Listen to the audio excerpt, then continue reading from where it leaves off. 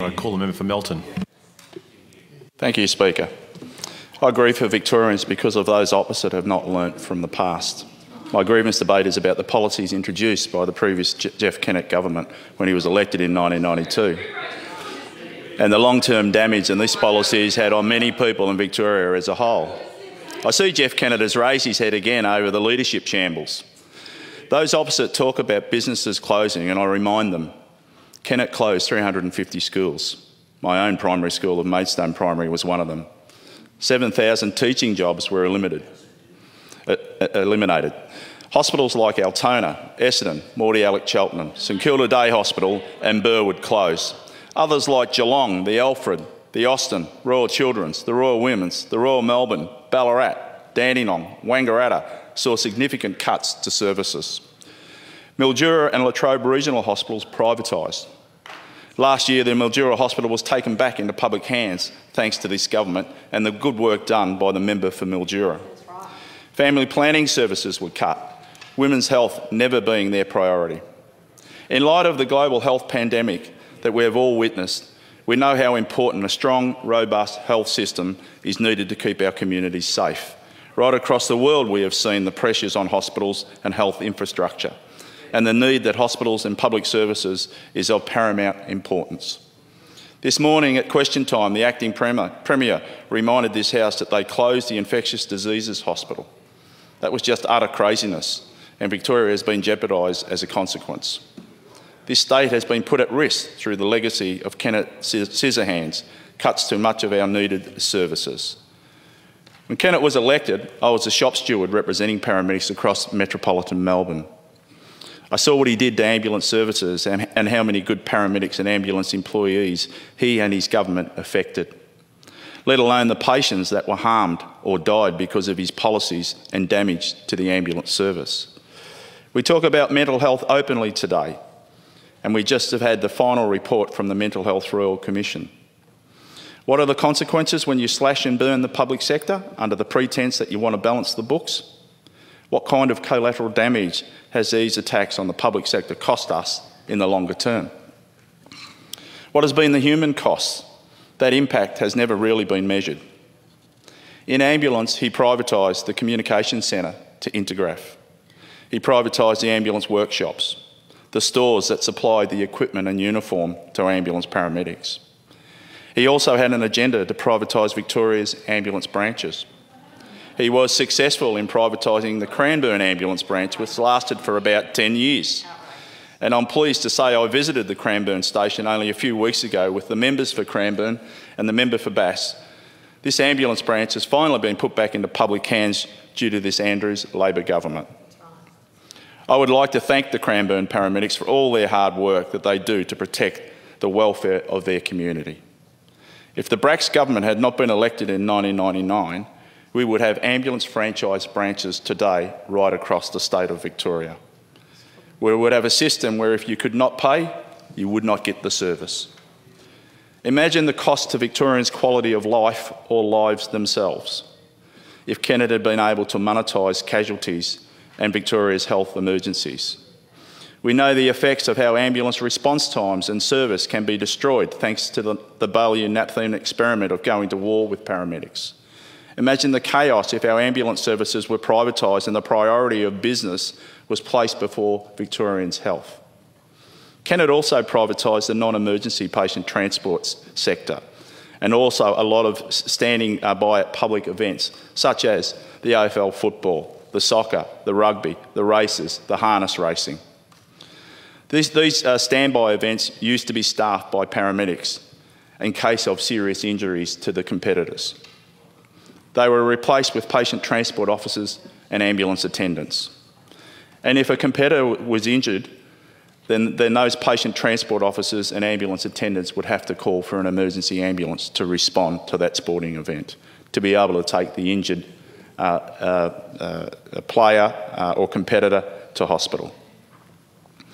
In 1995, I decided to make the move from being a paramedic to becoming the Assistant Secretary and then later Secretary of the Ambulance Union. The mental damage that was done to paramedics that I witnessed is immeasurable. Isn't it ironic that Jeff Kennett ended up the head of Beyond Blue and an advocate for mental health. I wish he was an advocate for mental health during his time as Premier, rather than the enormous mental health damage he did to the public sector workers. One of the other things Kennett removed from workers was the removal of common law rights if you were injured at work. This was devastating for injured workers that were seriously injured at work. And I have an example of this as a paramedic that was injured during the Kennett period. It was in 1998, and two paramedics proceeded through a green light at an intersection on a night shift. The paramedic driving was Jenny Veers. I also should stress the ambulance they were driving had the airbags removed when the vehicle was converted from left-hand drive to right-hand drive. On proceeding through the intersection on a night shift, a truck came through a red light and smashed into the ambulance. Jenny, the paramedic driver, sustained major facial injuries from hitting the steering column. Her injuries were multiple facial fractures and facial degloving, which is the removal of your facial covering. She spent 3 days in intensive care and many more days in hospital. You could imagine how devastating this injury was for a young female paramedic. She has also had multiple surgeries since and still 23 years later, and does not have any feeling in parts of her face.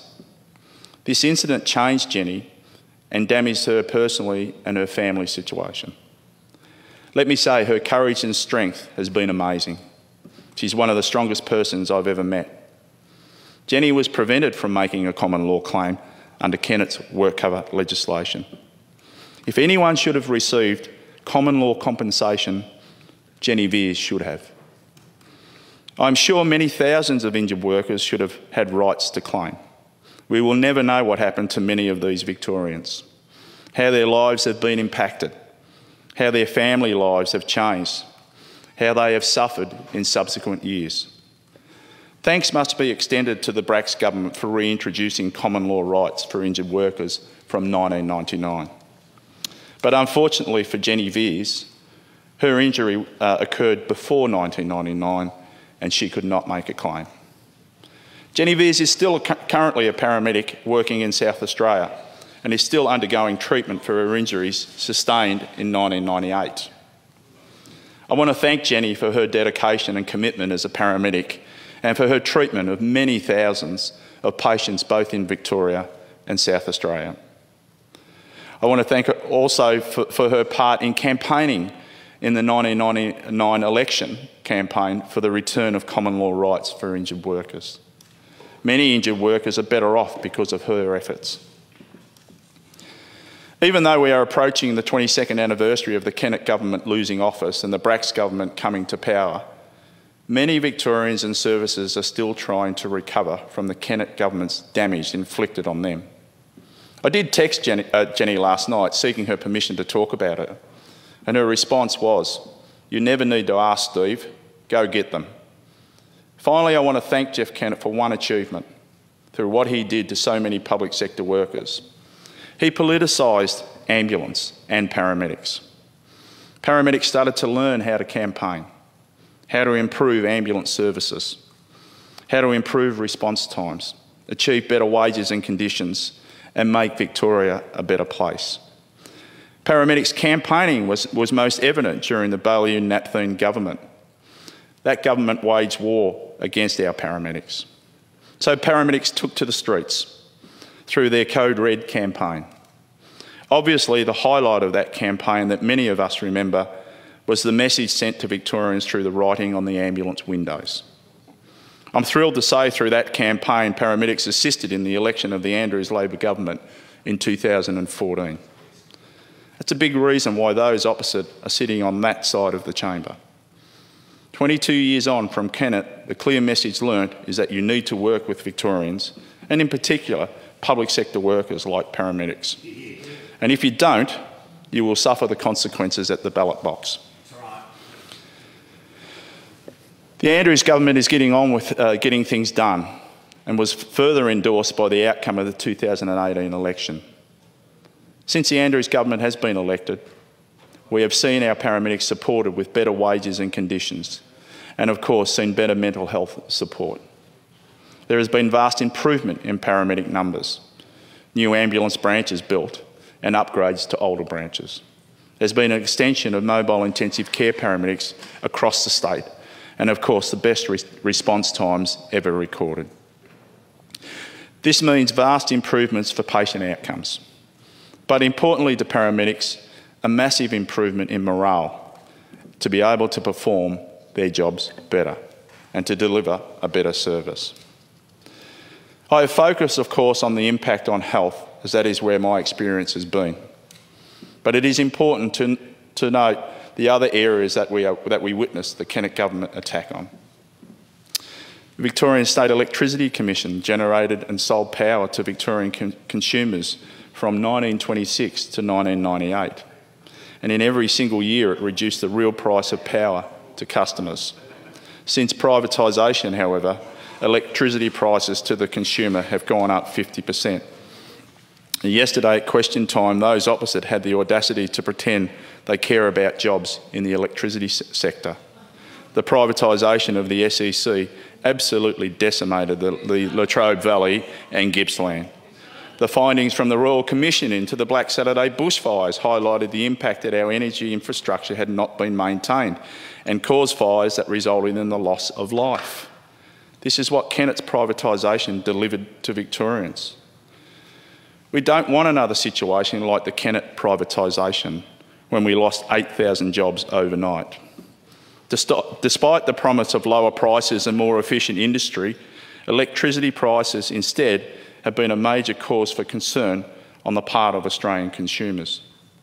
Over the period since March 1995, electricity prices have outpaced the CPI with an increase of 170% compared with an increase of 60% for the CPI.